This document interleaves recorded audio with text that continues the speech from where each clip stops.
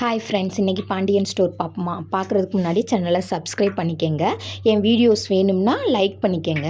இன்றைக்கி என்ன நடக்குதுன்னு பார்த்தீங்கன்னா, மயில் வந்து அவங்க மாமாட்ட சொல்லிடுவோம் அப்படின்னு சொல்லி கோயிலில் நிற்கிறாங்க. மீனை அனுப்பிச்சி விட்டாங்கல்ல, அதனால மீனாவும் ஒரு வேளை மாமா என்ன சொல்கிறாரு, சந்தோஷமாக இருக்காரான்னு பார்ப்போம்னு அவங்க வர சொல்லாமலே மீனாவும் வந்திருக்காங்க.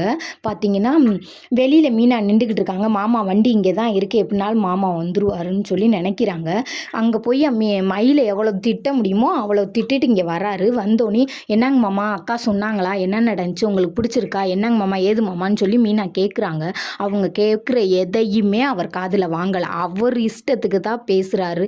என்ன சூழ்நிலை ஏது சூழ்நிலை சுத்தமாக நினைக்கல. நீ பண்ணுவேன்னு நான் நினச்சி கூட பார்க்கலப்பா, நீ இப்படி பண்ணுற அப்படி பண்ணுறன்னு சொல்லி அந்த பொண்ணை அவ்வளோ தூரம் திட்டுறாரு. நான் என்னம்மாம்மா பண்ணேன், உங்களுக்கு நல்லது தானம்மாம்மா நடந்திருக்கு அப்படின்னு சொல்லி சொன்னேன். நான் கூட உனக்கும் உங்கள் வீட்டுக்காருக்கும் சண்டே நினச்சிதாப்பா வந்தேன். இவ கூப்பிடுவான்னு தெரிஞ்சு இவ கூப்பிட்டா, நீ என்னைய கூப்பிட்டு விட்ருக்கேன்னு தெரிஞ்சிருந்தா நான் வந்திருக்க மாட்டேன்.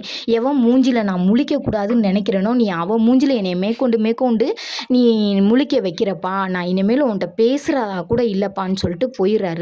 என்ன மாமா இப்படி பேசுகிறாரு, அக்கா சொன்னாங்களா சொல்லலையா அப்படின்னு சொல்லி ஒரு மாதிரி டென்ஷன் ஆகி திரும்ப மயிலுக்கிட்ட போகிறாங்க. மயில் பார்த்தீங்கன்னா, மயிலுக்கு அழுக தான் தெரியும், இருந்தாலும் ஆனால் இந்த மாதிரி சூழ்நிலையில் எந்த ஒரு பொண்ணாக இருந்தாலும் அவங்களுக்கு கஷ்டமாக தாங்க இருக்கும். பொண்ணு நினச்சா ஆக்கவும் முடியும், அழிக்கவும் முடியும் அப்படின்ற மாதிரி அவங்க எவ்வளோ வைராக்கியமாக இருக்காங்க தெரியுமா? இருந்தாலும் அவர் புருஷன் தான் முக்கியம், நம்ம ஒரு தப்பு பண்ணிட்டோம், அந்த தப்பை திருத்தணுன்றக்காண்டி அவர் பின்னாடியே திரிஞ்சாங்க.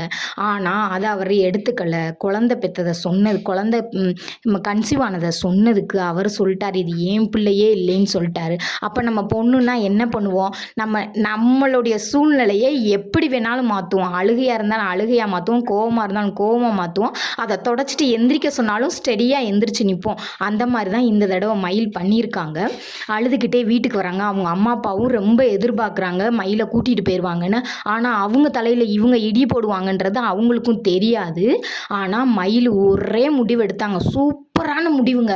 எடுத்து எந்திரிச்சு நின்று இன்னமேல் கொண்டு மாமா பின்னாடி நான் போகமாட்டேன் மீனா. நான் என்னமோ நினச்சேன், மாமாவை என்னை அசிங்கமாக பேசிட்டார். நான் பண்ணதெல்லாம் தப்பு தான், நான் இல்லைன்னே சொல்லலை. நான் செஞ்ச ஒவ்வொரு காரியமும் தப்பு தான். நாங்கள் கஷ்டப்படுற குடும்பத்தில் பிறந்தனால எப்படியோ மேரேஜ் பண்ணி வைக்கணுன்றக்காண்டி எங்கள் அம்மா சொன்னாங்க. அதுக்காண்டி நான் எங்கள் அம்மாவுக்காண்டி ஆடுனேன். அதெல்லாம் உண்மைதான். ஆனால் இவ்வளோ தூரம் மாமா தப்பாக பேசுவாருன்னு நான் நினைக்கவே இல்லை மாமா. மீனா, இன்னமேல் பாரு, இன்னமேல் என் பிள்ளைக்கோ எனக்கோ எந்த ஒரு கஷ்டம் வேணாம், நான் எந்திரிச்சு ஸ்டெடியாக உழைச்சி இன்னமேல் என் காலில் நிற்பேன். அதே மாதிரி அந்த குடும்பத்தில் போய் நான் மாசமாக இருக்கேன்னு மட்டும் நீங்கள் சொல்லாத மீனா. நீ எனக்கு எவ்வளவோ ஹெல்ப் பண்ணியிருக்க, இந்த ஹெல்ப்பையும் பண்ணு அப்படின்னு சொல்லிட்டு நாடகத்தை முடிச்சிட்டாங்கங்க. மயில் பண்ணது கரெக்டாக தப்பான்னு கமெண்டில் ஒரு ஆளாவது சொல்லுங்கள். சப்ஸ்கிரைப் பண்ணிக்கங்க. பாய்.